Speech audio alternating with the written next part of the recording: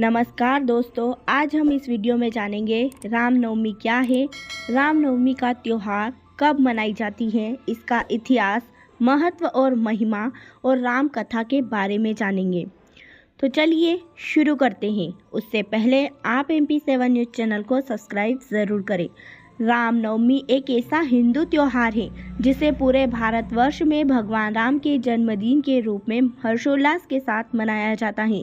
इस दिन देश में हिंदू धर्म के अनुयायी इस अवसर को काफ़ी धूमधाम से मनाते हैं। कहा जाता है कि रामनवमी के दिन भगवान श्री राम जी का जन्म हुआ था।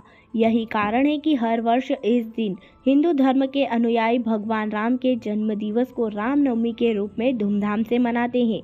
इस दिन बहुत से लोग अपनी आस्था प्रकट करने के लिए भगवान राम के लिए व्रत रखते हैं और साथ में भगवान राम का स्मरण भी करते हैं। चूँकि यह पर्व भगवान राम से जुड़ा हुआ है, इसलिए हिंदू धर्म के लोगों के लिए यह दिन काफ़ी शुभ होता है। रामनवमी के दिन ही चैत्र की नवरात्रि का समापन होता है। इस दिन बहुत से हिंदू लोग अयोध्या जाकर सरयू नदी में स्नान करते हैं। इस दिन बहुत सी जगहों में व्रत भी रखे जाते हैं और हवन कराए जाते हैं। ऐसी मान्यता है कि इस दिन व्रत रखने से उपासक की सारी मनोकामनाएं पूर्ण होती हैं और मनोवांछित फल की प्राप्ति होती है। इस दिन अयोध्या में चैत्र राम मेले का आयोजन किया जाता है, जिसमें हर वर्ष अच्छी खासी भीड़ देखी जाती है। रामनवमी के दिन स्नान करने के बाद घरों में, मंदिरों में रामचरितमानस का पाठ किया जाता है और कई जगह पुराणों का भी आयोजन किया जाता है। कब है रामनवमी? इस साल यानी कि 2023 में रामनवमी का त्यौहार 30 मार्च 2023 को मनाया जाएगा और इस दिन गुरुवार है। हर वर्ष रामनवमी का त्यौहार चैत्र महीने के शुक्ल पक्ष की नवमी तिथि को मनाया जाता है। धार्मिक ग्रंथों के अनुसार चैत्र महीने के शुक्ल पक्ष की नवमी तिथि को प्रभु श्री रामचंद्र जी ने जन्म लिया था। प्रभु श्री रामचंद्र जी के इस धरा पर अवतार लेने के कारण इस दिन हम सब अत्यंत ही हर्ष और उल्लास के साथ रामनवमी का उत्सव मनाते हैं। रामनवमी का इतिहास। महाकाव्य के अनुसार अयोध्या के राजा दशरथ की 3 पत्नियां थीं और तीनों राजा को संतान सुख नहीं दे पाई, जिससे राजा काफ़ी चिंतित थे। राजा को संतान प्राप्ति के लिए महर्षि वशिष्ठ ने कामेष्टि यज्ञ कराने को कहा। उनकी बातें मानकर राजा दशरथ ने महर्षि ऋषि श्रृंगी से कामेष्टि यज्ञ कराया। यज्ञ समापन के पश्चात महर्षि ने राजा दशरथ की तीनों रानियों को खीर ग्रहण करवाई। इसके ठीक 9 महीने पश्चात सबसे बड़ी रानी कौशल्या ने भगवान राम को, कैकेयी ने भरत को और सुमित्रा ने 2 जुड़वा बच्चे लक्ष्मण और शत्रुघ्न को जन्म दिया। भगवान राम कृष्ण जी के 7वें अवतार थे। भगवान श्री राम का अवतार पृथ्वी से दुष्टों का संहार कर नए धर्म की स्थापना करने के लिए हुआ था। क्यों मनाई जाती है रामनवमी? शास्त्रों के अनुसार माना जाता है कि भगवान विष्णु ने 7वें अवतार में भगवान राम के रूप में त्रेता युग में जन्म लिया था। भगवान राम का जन्म रावण के अत्याचारों को खत्म करने एवं पृथ्वी से दुष्टों को खत्म करने नए धर्म स्थापना के लिए हुआ था। इसलिए भगवान राम के जन्मोत्सव के रूप में रामनवमी का पर्व मनाया जाता है। शास्त्रों के अनुसार यह भी माना जाता है कि भगवान राम ने लंका पर विजय प्राप्त करने के लिए माँ दुर्गा की उपासना की थी। चैत्र मास की नवरात्रि के समापन के बाद ही रामनवमी का पर्व आता है। राम के जन्म से जुड़ी कथा। शास्त्रों के अनुसार भगवान विष्णु ने 7वें अवतार में भगवान राम के रूप में जन्म लिया। भगवान राम का जन्म राजा दशरथ की सबसे बड़ी रानी कौशल्या की कोख से त्रेता युग में मृत्युलोक में हुआ था।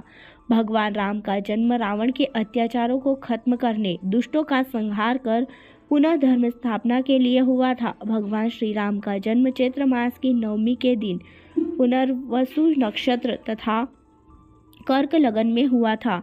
प्रभु श्री राम ने लंका पर भी विजय हासिल की और दुष्टों का भी वध किया था। भगवान राम को आदर्श पुरुष माना जाता है। भगवान राम ने बहुतों को सन्मार्ग के दर्शन भी कराए।